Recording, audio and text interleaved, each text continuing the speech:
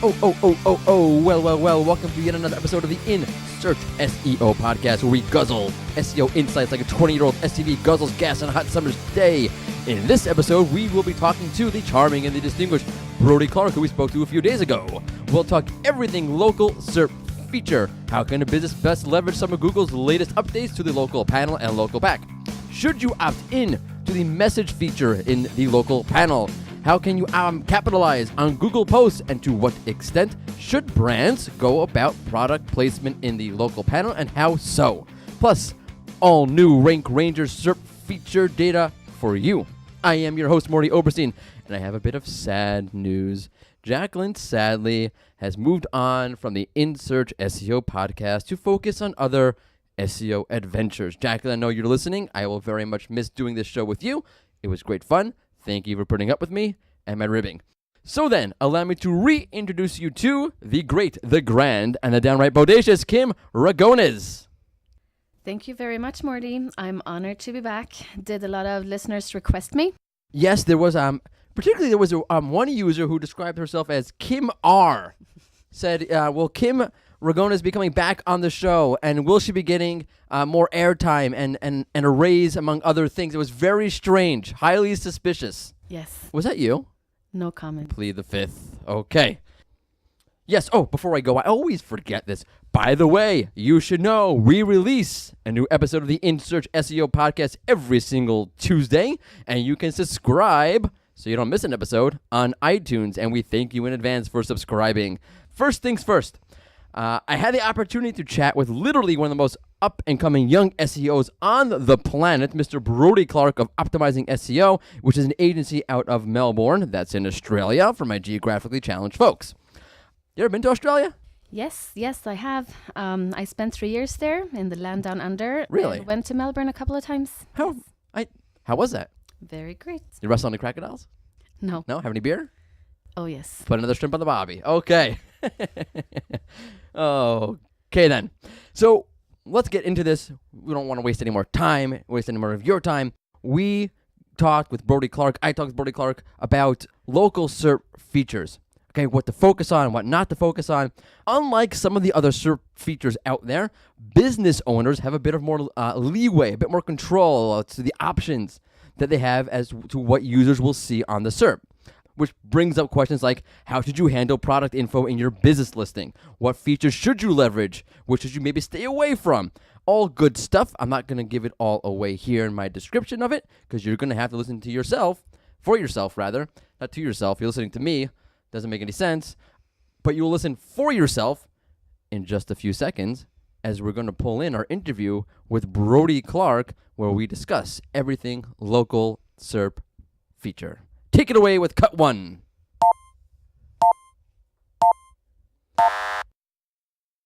Okay.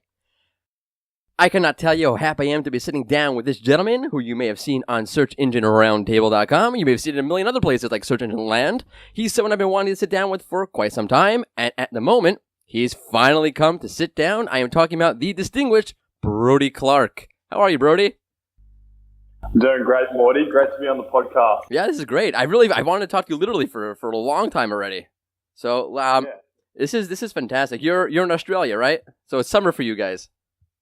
Yeah, in Australia, based in Melbourne, in Victoria. It was actually 42 degrees today, which is like 108 degrees Fahrenheit. Okay, good. I was like 42 degrees is nothing to me. Yeah. Stupid Americans using Fahrenheit. But I'm in the aircon today, so... Wow. It's here. How hot does it get there? Is it hot 108, 110 degrees Celsius? Fahrenheit, rather? That's about how hot it gets? Or? Yeah, that would be absolute max, for sure. Any hotter than that, then you're in trouble. Don't tell me it's humid. Is it humid? Not in Melbourne, but where I used to live up in Brisbane in Queensland, if it gets that hot and it's humid, right, you're going to have a bad time. Yeah. Oh, see, I used to live in Baltimore for a while in the States. It's so humid. I don't care. It could be 60 degrees outside, but 100% humidity? I'm dying. I can't breathe. Okay, so let's do something a little bit fun before we get started. So when I used to teach, I used to always start off with a little bit of joshing around, sort of set the mood. So let's set the mood a little bit. So you're from Australia, and pretty much from anywhere in the world I can think of, well, except for maybe like New Zealand, that's a really long flight. I think it's like 16, 18 hours from the States. That's a very long flight. So, on a long flight like this, is it okay to take your shoes off? You have socks on. Okay, I'm not talking barefoot. You have socks. But can you take your shoes off? Oh, that's a great question. To be honest, I think you just need to do you, roll with it. But to be honest, you want to be comfortable if you're on a long haul flight like that. So yeah, take them off. Right, take them off. Even after wearing your shoes on a 108-degree day. Yeah, that's a good question. Maybe wear some clean socks to a flight. Maybe wear some clean socks. Okay. Feel bad for the person sitting next to you on the flight, by the way. Okay, all right. That's out of the way. Let's get to some real SEO, some local SEO, and let's talk some local SEO SERP features and a couple things that have been on my mind lately. So I'm going to pick your brain a bit. That's kind of what you're here for. Sounds good. Sounds good. Let me start off with a general sort of question. The local panel. How effective is it on its own? Meaning, how valuable is it on its own? If it were not accessible via the local finder, via Google Maps, would the local panel be a significant SERP feature endeavor for a business? Or would it just be worthless because you're just stuck with brand queries, that is? Yeah, that's a good question. I think even if your brand doesn't get many searches each month, it's still pretty valuable for a business just for like a trust element. So like when you do a search, for instance, the agency I work for optimizing, if you just search for optimizing on Google, it obviously brings up the local panel on the right-hand side if you're on your desktop. And you can instantly see all the relevant information on there, your reviews, opening times, address, phone number, right in front of you. So I think that's a pretty important component of the research stage when you're finding a business that you want to use for a particular service. If you can see that panel and see all the relevant information, it's just instills a lot of confidence, I think. Right, that's a good point. Does it then make knowing the data on your search query analysis that much more important, being that the main power from a search perspective, outside of reputation, those sort of things, which I agree with you, are very, very, very important. Does it make understanding how searchers get to your listing even more important? And how do you leverage that data? Yeah, definitely. So I guess it's, for one, it's pretty handy seeing exactly how many branded searches you're getting in comparison to your like service-based searches or product searches. So seeing a comparison, I guess like a weighted comparison between the two is pretty handy to see how strong your brand is compared to how strong your listing is just on its own. That's a good point. Traffic. Yeah, I definitely agree with that. All right. Let's jump a little bit. So, in the more recent past, Google has sort of turned this corner with business listings, in that they've evolved past sort of your basic business standard info, name, address, phone number, maybe some reviews, whatever it is. And in a way, Google has turned the local panel into something much more interactive and I would say downright connective. It was just recently, by the way, that Google was testing a more prominent messaging button, which is interesting because the ability to message back and forth with users has been available inside the local panel for some time now. I've hardly seen anybody use it. In fact, I think the only person I've ever seen use it was Barry Schwartz when he was showing it on SEO Roundtable. And that was just to show off, like, here's the button. So Google's sort of testing this bigger button. In my mind, it needs to be well bigger, gigantic, enormous for anyone to even notice it.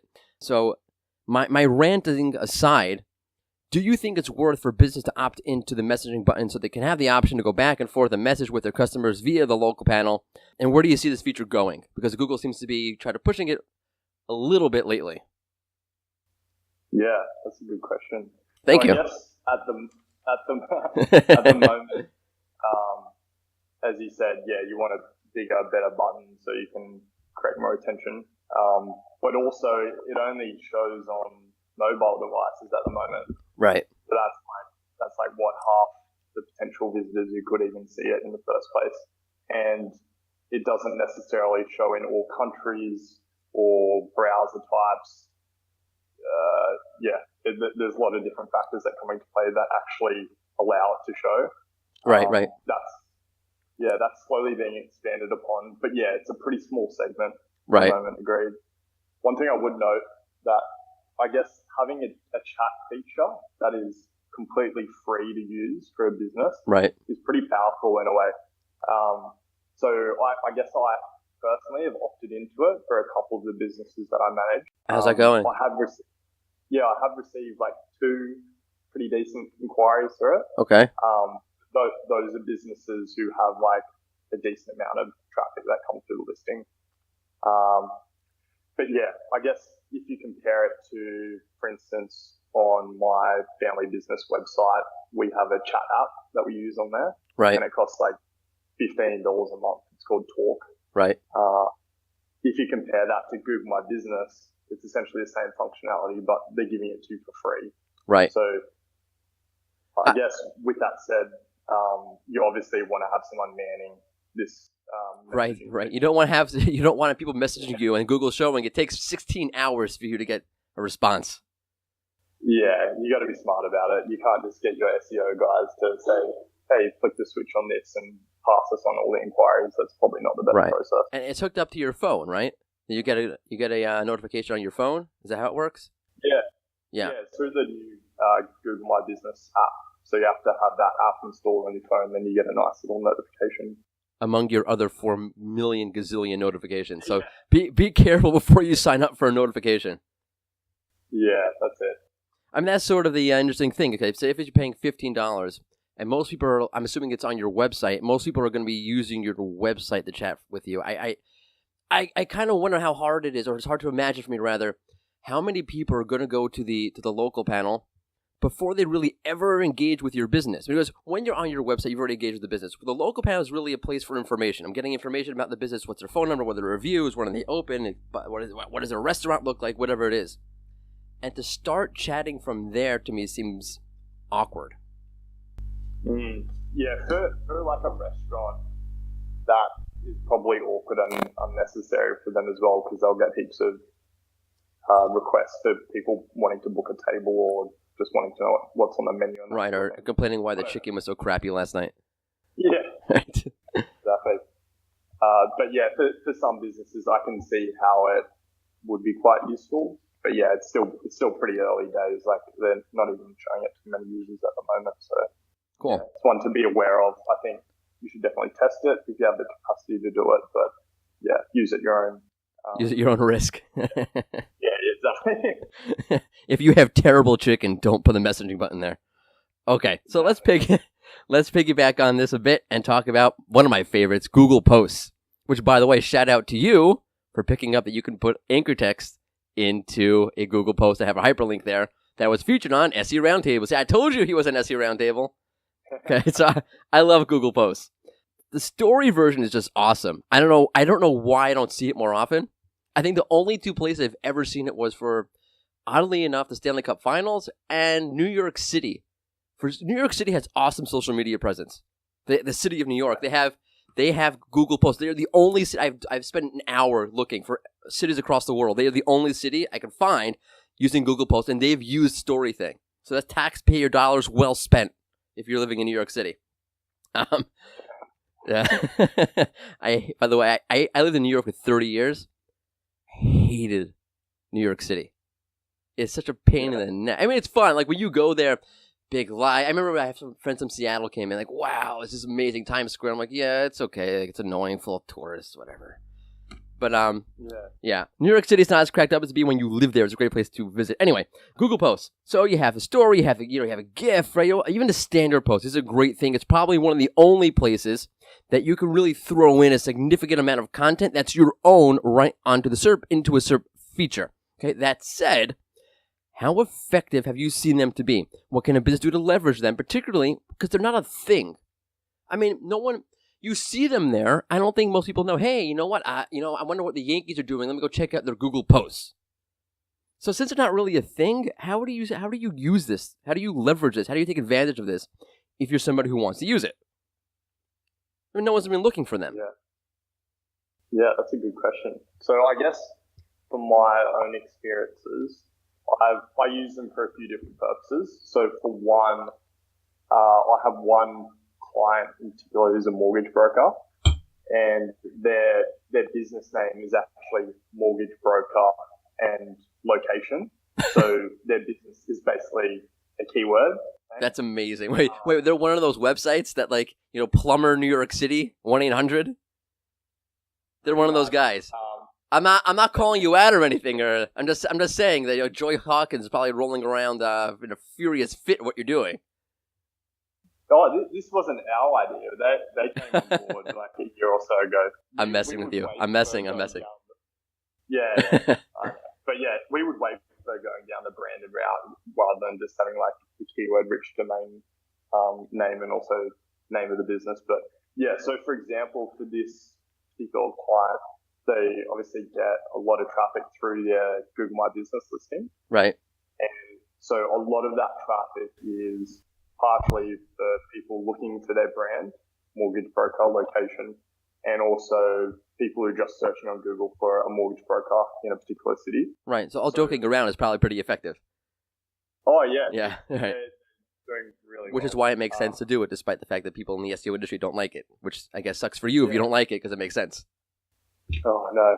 But, so basically when someone searches on Google for mortgage broker in the city, if you're on your mobile device, you'll get the first result is Google My Business. So it's actually their listing that shows, and there's no map pack on there because Google thinks that it's a business that people are looking for because they get a decent amount of branded search.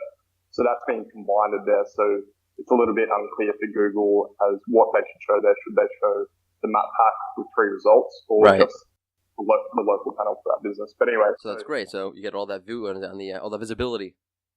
Yeah, exactly. So that's at the very top of the SERP on mobile. Right. Then we got the website ranking first in the organic results. Very nice. And then there's another result there for like a review website that's actually for that business. Then we've got just below there, if you have a Google post that's live, it's going to be showing in that spot there. Oh, so great. So we're essentially showing in 4 different spots for their most important keyword. Wow. Which is insane. And if you have that Google post there, that's about the length of 2 organic spots. So you're right. That's great. That's huge. Yeah. Especially on mobile. Yeah, exactly. And it works well on desktop as well. Right. With the local panel showing to the side. But that's kind of like one streamline. Right. You got to click down a little bit. Yeah. Another example of stuff I had to do. So, for instance, if we have a client who has their own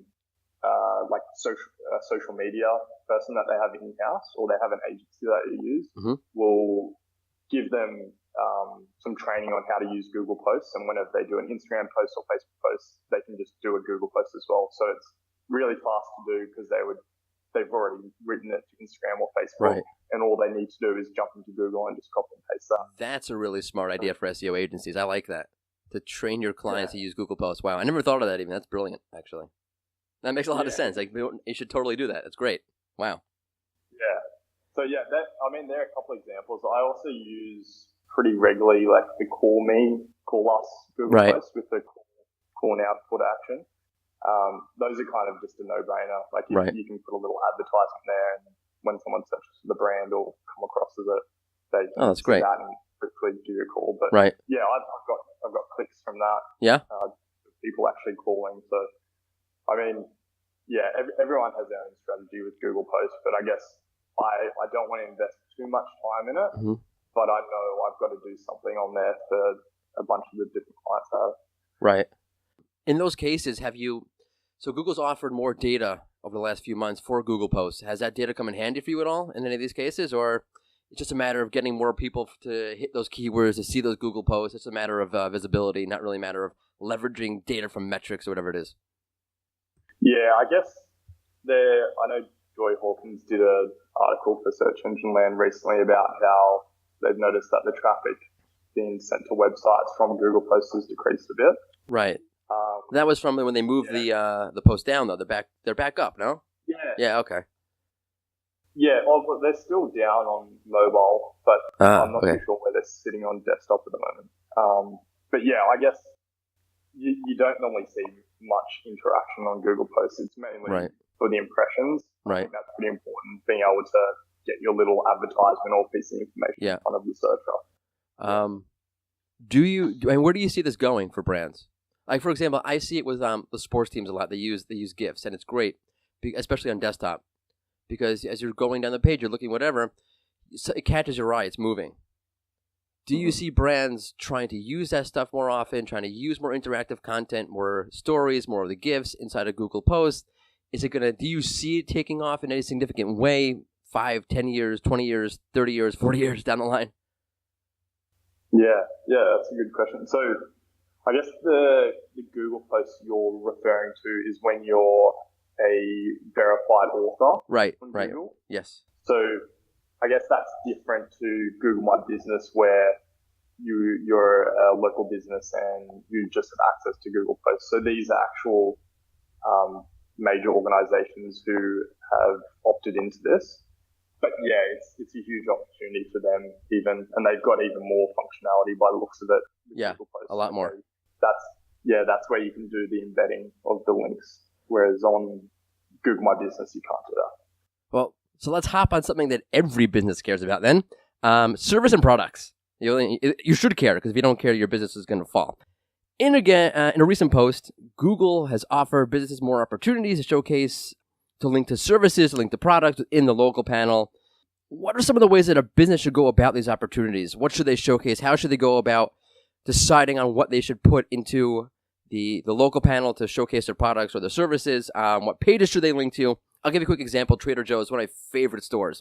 It's sort of, I don't know if you have it outside of the U.S., but it's sort of like a Whole Foods, but it's much, much cheaper, and it's much better in my opinion. So what they do is they have a section for some of their branches. I don't know if it's for all of them. Then the section in the local panel, it's on desktop, it's mobile, I'm sorry, is store savings. So you can put a little link next to store savings. I would assume most people would think that's for, a place where I can put a sales page, a coupon, whatever it is. But what they do is they link to their homepage there. They're just trying to link another place to stick in a link to their homepage. Does that make sense to do that, where Google's telling you to showcase your product or service, but you're doing something like putting a link to your homepage there? Is that smart? Is it stupid? Does it matter? Does it not matter? Go for it. Yeah, I guess the old age SEO response of it depends. I just spoke to Andrew Optimizy last week, and he said that also. And I told him this is not a nursing home. There are no depends here. Yeah. So I guess with Trader Joe's, so it would just depend upon whether that homepage link has any information there within the header or whatever about their actual savings that they have. Is it actually useful to send a visitor to the homepage? I mean, for them, it's just a homepage. I mean, first off, they're already there under the website button anyway. They're not. It's not. Right. If there was we're having a giant sales, a giant banner on the homepage, that makes sense. This is just their homepage. Yeah. No, it's exactly right. You want to be linking to a page which has the intent of whatever the call to action is or the labeling. For I guess for Google My Business in general, I like to link to a very targeted page. Whenever I do any sort of linking from the actual local panel, mainly for the primary website link. Right. Mainly because of whatever content's on that page, you'll be able to make it into this website mentions. Right. Oh, cool. Right. I'm going to talk about website mentions in a second, but to follow up on that, okay, so let's say Trader Joe's, they don't have a specials page. Is it worth it? Do you think it's worth it to create a separate page just so they can put it into the local panel? Meaning, I'm assuming Trader Joe's is doing this because they don't have one, so I'm just gonna plop a landing page, my homepage. Who cares? Worth it or not worth it? It's worth testing out with UTM parameters on there. So if they attach UTM tracking to that store savings URL, then they can actually see, are people even clicking on this? Are they actually noticing it? If they are, then maybe they can track the engagement rates and sales associated with that. That's a good idea. Okay, so website mentions, you mentioned that. Not to use the word mention too many times, but let's mention it again. Gosh, killing myself here. Okay, so website mentions, as you mentioned, oh man, I did it again. I can't stop myself. Is something that Google tested out a little while ago, where they stick if you do a query for, organic pest control in Timbuktu, they show you your 3 listings in the local pack, and they'll mention underneath the listing, this site contains, or this site mentions, organic pests, which would be like either, roaches or children. I'm not sure. But how significant is that? I mean, okay, I'm not going to put my thumb on the scale before I get your answer. But does it really matter? Does anyone really care? Does a user help by seeing the fact that this website mentions something related to your search query? Yeah. So I guess I'd probably start from a higher level from that. So for example, for my family business, they're a dietitian based on the Gold Coast. If I were to link straight to the homepage for the listing and not to a service page that directly targets that keyword for dietitians in the Gold Coast, then that's actually a signal, the content that you have on the page that you link to from your Google My Business listing. So I'm not going to actually be able to rank as well if Google can't pick up the content that I'm linking to and it relates back to the services and the category I've set my listing. So that's kind of like a higher level view of why it's actually important to link to a page where it has all those queries that you want to show up in the website mentions section. Okay. But yeah, I'll give you a little example of Boxing Day sales. So that's the 26th of December. So for my American audience, Boxing Day, I mentioned to you when we spoke before. Okay, Boxing Day to me is the day that Mike Tyson bit off Evander Holyfield's ear. What is Boxing Day in reality? Yes, it has no real meaning that I know of. It's just the day after Christmas where there's lots of sales on and businesses get involved and put sales on their websites and people like to shop with their Christmas money. Ah, okay. So in America, that would be like Stampede Day, Trampled to Death Day, right? Very similar. Very similar. But yeah, so for example, this year, I've got a little case study that I'm about to write up where, so my Google My Business listing links to a very targeted service page. Okay. Previously, when we've done our Boxing Day sales, we'll maybe create a page on the website with useful information and have the website linked to it. Or we might have something mentioned in the category of the product range that has Boxing Day sales in there with the coupon code or whatever. But this year, what I decided to do was add an extra section on the top of the website in the actual header that was like a nice little red banner that said, view our Boxing Day sales. Right. And where it said Boxing Day sales, I just hyperlinked that to a dedicated page with all the information about the products that we have on sale and the type of savings you can get.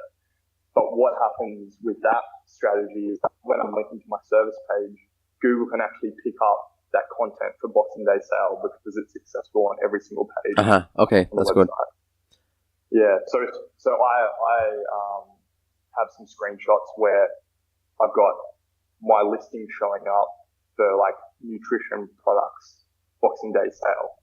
So when I search on Google My Business listing actually shows up for that because I've got mentions on the website. So that's like one application where you can integrate e-commerce sales with your local strategy. Right. That actually makes a lot of sense. I mean, it's just to plop down this website mentions pest control when you're searching for pest control. It's kind of like, I hope this website mentions pest control because the name of the business is Bob's Pest Control. So why wouldn't it mention pest control? Yeah. That to me is a little bit... and I have to credit Andrew Shotland for that little trick there. So basically what he did is he read up a case study on his website, local SEO guide, about how he used that same tactic for Black Friday sales. So I just used his learning from that and did it on my own site, and it worked really well. Cool. So in my opinion then, really stupid feature that can be leveraged in really creative ways. Yeah. Take advantage of Google just throwing stuff on the SERP. I like that. Okay. Let's sort of wrap up this conversation. Although we do have a little bit of a game we're going to play with you. I'm going to put you into a little bit of a corner. What are some of the other new elements you see within the local SERP features that businesses do, sort of take notice of? I know you had opening dates. If a business is going to open, you could put your opening date in the local panel. I know some people saw Some people messing around with that. Well, that was kind of creative. What they were doing was they were saying, this business, which has been open since 2001, we're going to suggest to Google to edit their open date to be, I don't know, March 10th, 2019. So the business looked like it wasn't even open yet. I know Google fixed that now. Thank you, Google. So that's just one of the new features that we've seen come to the local world of SERP features recently. I know there are a bunch of others. Just in general, what do you see? What do you recommend that businesses, sort of take a look at? Yeah, that's a good question. So just in general with local search and features? Sure, and even things like the new agency dashboard that they released over the summer. Gotcha. All right, here we go. So one of the things that I would recommend agency owners or people who work with potentially over 100 Google My Business listings is to look into the new Google My Business agency dashboard. Okay. That's something that when it was first released, probably like 6 months or so ago now, there were a lot of bugs with it. Mm-hmm. And I was unfortunately one of the ones who had to go through a lot of that and report a lot of the bugs. Oh, really? You should probably get compensated the rankings for that. Oh, I hope so. for your pain. Yeah. But yeah, that's one of probably the best. How has it helped you? Yeah, it's really been helpful. Mainly so previously, if you had like hundreds of Google My Business listings, you can only have so many listings attached to one Google account. Right.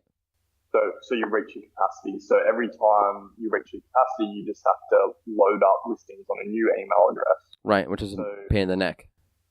Yeah, so at one stage we had 4 different email addresses that we had to store within our password account at an agency, and every time you get a new employee on, they'd have to literally log into each of those and try and find whatever client they're trying to find. But with the agency dashboard, you can assign users based on their work email. Right. So, email address. You can assign that based on the account manager. So basically I can then put, if I have a client with 60 different locations throughout Australia, I can put them all in one location group within the agency dashboard, mm-hmm. and I can assign those to a different team member just by through the agency dashboard, rather than saying, wow, hey, here's an email address, log into it, try and find these listings.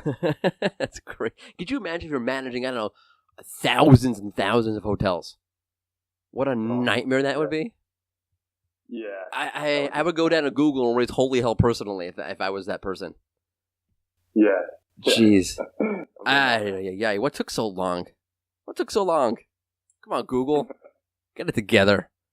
Gosh. Okay. That was very insightful.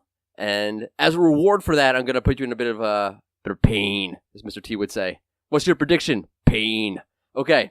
I have a game I call Optimize It or Disavow It. It's sort of like, a start, bench, cut, or what is it? Marry, date, divorce, whatever it is. I'm going to give you, in this case, just 2 options. And there are 2 either really great options or 2 pretty terrible options. You have to choose one over the other. In the case of a really bad option, you're choosing a bad option. In the case of a really good option, you're saying, well, this option is better than that one, when really we all know that it's not. But I'm going to put you on the corner and make you do it anyway. So in this case of Optimize It or Disavow It,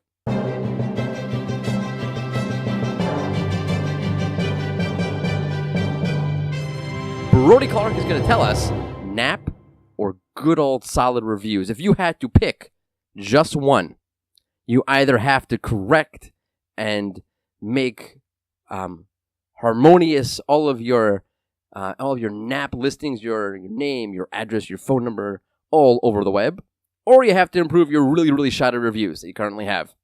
Which do you optimize for, Brodie? And which do you disavow? Which do you forget about? You can only choose one. You have 30 seconds. No, you have more time than that. All right, I'm gonna have to optimize the solid reviews. Okay. That seems a bit of an offer to take up, and I'll have to disavow the nap. So you don't care about nap, is what you're saying? No, nap's not important. I've got to choose those reviews. I mean, they're going to be important for conversions. Right. One, important for rankings, and I can reuse them for marketing material. So I can put them on my website. That's true. So that's all good. I can put them in a brochure if that's what you do with your business. Mm-hmm. There's so many different applications. Whereas with your NAP, that's going to improve my rankings. Is it going to improve my conversions? Maybe, probably not. Well, look, the phone number's wrong. Okay. I can't call them. The reviews are really terrible. I don't even want to call them, so who cares? Yeah. So I would go with reviews. I'm just giving you a hard time. I would actually go with reviews. Yeah. As much as Yeah, I do think NAP is important for sure. For the record, Brodie thinks NAP is important. Yeah, just for the record there. But reviews are more important. I hear that. Okay, well, listen, Brodie, this was awesome. Thank you for coming in. I really appreciate this. Really some great insights here. People definitely listen to this man. Definitely check out his blog, BrodieClark.com. Some really great content there. Are you still putting up the LinkedIn videos? Yes. Yeah, those are good. They're on the site, right? Yeah. Yeah. So check those out also. They're great. You can actually watch Brodie instead of just listening to him here. Awesome. Again, thanks again for coming on. I really do appreciate it. Thanks, Morty. Great being here. And we are back to your regularly scheduled programming. I loved interviewing him, by the way. That was a ton of fun. He really is an up-and-coming SEO, so keep your eye on him. I wish we had more time to get into more of the nitty-gritty of local SEO and local SEO SERP features, but so it goes. Yeah, that was very helpful. I love the idea of how to leverage mentions in the local pack. Very creative. That was very creative. To be honest, I really thought that was I still do to a large extent beside his little trick there. I'm going to call it a trick. His creative way of using it, which is great. It doesn't make any sense. Why have mentions there? It doesn't do anything. I already expect that. As a user, I expect that this site is going to mention what I search for. But yeah, that was very creative. I was actually taken aback. That was a good one. All right. So let's go with a poll question this week. And based on what we chatted with Brodie, let's ask you, our dear audience, particularly our local SEO folk, let us ask you this. Do you use Google Posts now, and how likely are you to ever use them? Do you use Google Posts now, and how likely are you to ever use them? You can find the poll question on the blog. Yes, on the blog. Right, I got it right. On the blog where we release this podcast on the Rank Ranger blog each and every week. You can find the poll on the Rank Ranger Twitter account. You can find it on my Twitter account. It'll be on LinkedIn. It'll be everywhere, hopefully. Okay. Before we move on, let's touch up on last week's poll questions and see what y'all had to say about... What is the best way to stay competitive with multinational brands on the SERP? And you said a lot of funny stuff this week. Some stuff I won't repeat here. It was very black hat, so I can't talk about it on this podcast. Nor do I unofficially even recommend you do any of that stuff. So any of you who recommend that black hat stuff, cut all that out. But let's quote Peter Blindheim of Net Traffic AS. He said, and this is a good point, and I'm going to bring this up in particular because I want to touch on this. He said, think small or smaller. Focus on getting to the top in your neighborhood when it matters most. Then build up reviews and ratings and expand from there to nearby neighborhoods. So he's thinking, okay, if you are a smaller brand and you want to build up and you want to compete with the bigger brands, so think local, think the local pack. Those sort of things. And I want to mention that, I specifically want to mention that because when I spoke to Andrew Optimize, was it 2 weeks ago already? I specifically asked Andrew before he came on, I don't want to go that route, right? I don't want to, when you want to compete with a bigger brand, let's leave out using local SEO in the local pack because as we mentioned last week, let's say you're not a local business. Let's say you are an international business. You're a software company. You have no brick and mortar presence. So how is that going to help you? So I wanted to bring in this point from Peter because it's a great point and you should definitely do this, but just no, it doesn't apply to everybody. It only applies if you are a local business, not if you're a international player, just not one that's enormously huge. Okay, so time is of the essence, and I have to quickly get into this because we, Rank Ranger, have some brand new SERP feature data for you as we go data yet again. You ever look at hotels on Google? Do a Google search for hotels? I have, yes, when we've taken the kids to Disneyland, but that was a while back now. How was Disneyland? Fun, as always. Really? I haven't been there since I was 4. I was so scared of Captain Hook. I literally to peed go. my pants. You I need was to go 4. again. I was 4, folks. I was 4, and he scared me. You need to go again. I'm gonna take care of Captain Hook this time. Yes. Just watch out, Captain Hook. Here I come. Okay. So, in the recent past, Google has altered dramatically how hotel local packs look. They do not look like your average local pack. They're more visual. They have 4 results. Okay, and thus, and in addition to the per keyword insights we offer inside the Rank Ranger platform, and as you may have seen on SE Roundtable last week, you can now track with our SERP feature tracker tool, which we will link to in the blog post for this podcast rather. You can now track the percentage of SERPs that contain a hotel local panel, and you can do it for free because it's a free tool. Yay! So let's get into some of the actual data. Okay, the percentage of SERPs that contain a hotel local pack is, survey says, 4.5%, give or take, on desktop and on mobile as well. Which means, by the way, how many or what percentage rather of all local packs are hotel local packs? Let me just tell you that 9% of all local packs on desktop are hotel local packs, and 12% of all local packs on mobile are hotel local packs. So for all you hotel SEO folk, that's a good stat to know. So check out the tool. It's a SERP feature tracker, desktop, mobile, any country in the world. You can check out your hotel local pack percentages on the SERP. Cool. Very cool. Love that. Yeah, it's great stuff. Okay, so being that we had so much to talk about with Brodie and local SERP features and the new Rank Ranger data, I'm going to try something a little bit different with the news. I'm going to let Kim hit it, and I'm going to keep my yapping to a minimum, which you probably don't believe me, but I'm going to try at least, okay? So here we go. Let's try it. Take it away with the news.